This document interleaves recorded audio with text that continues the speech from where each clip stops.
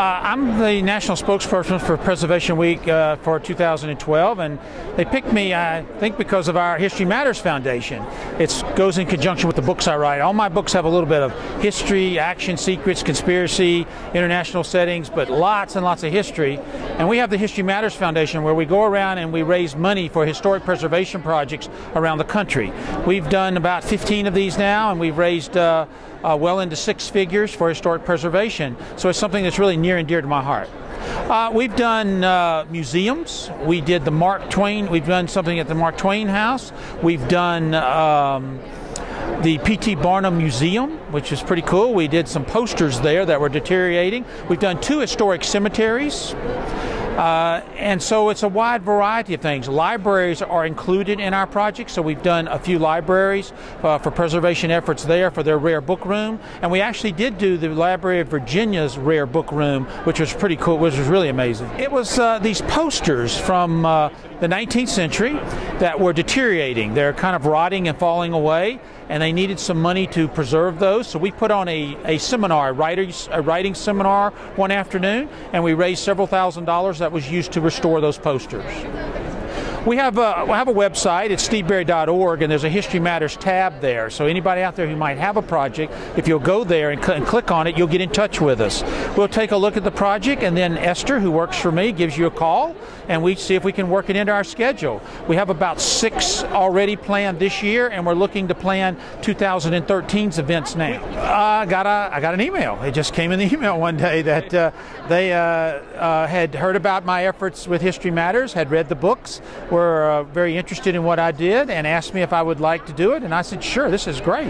Well, libraries have always been near and dear to me. I was chairman of the library board in my county for a number of years, so I dealt with actually managing a library for a long, long time. I was also a county commissioner, so I dealt with funding of a library from a tax standpoint. Libraries have always interested me, and so it just naturally I gravitated toward them, and they are our center of preservation for books. As we all know, we're in the e-revolution, so the book itself is beginning to go away, but it's not going to go away. It's going to be preserved forever, and the place it's going to be preserved is in libraries. My books are dealing with something from the past, something lost, something forgotten, like the Lost Library of Alexandria, the Lost Tomb of Alexander the Great, or the Charlemagne, or Napoleon, or a clause in the Constitution, or the first emperor of China's tomb. I always find something from the past that interests me, and hopefully it'll interest the reader, and then I weave a modern-day tale around that item, because it still has to have relevance here today. And so it's I have a recurring character, Cotton Malone, who's been for 7 adventures. He's taking a vacation this year. I have a standalone this year, and I have a new set of characters that are coming out in the book that'll be coming out in May. But all of them are modern-day thrillers dealing with something from the past. So you get a really good, interesting history lesson from my novels.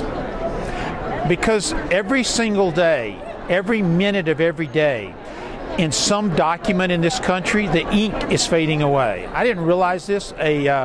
An archivist told me this, that we have millions of pages of documents, and every day one of them fades away where it can never be read again. Imagine what we're losing when we lose each day that we lose this window into the past. And it's sad. It's very sad. It's like when I hear when a writer dies, like a famous writer who's written for years and years, and I heard that he died. It's very sad because we'll never hear that voice again. We'll never hear their ideas again. We'll never hear anything new from them again. But we will hear what they did in the past. And if we were to lose that, it would be even worse.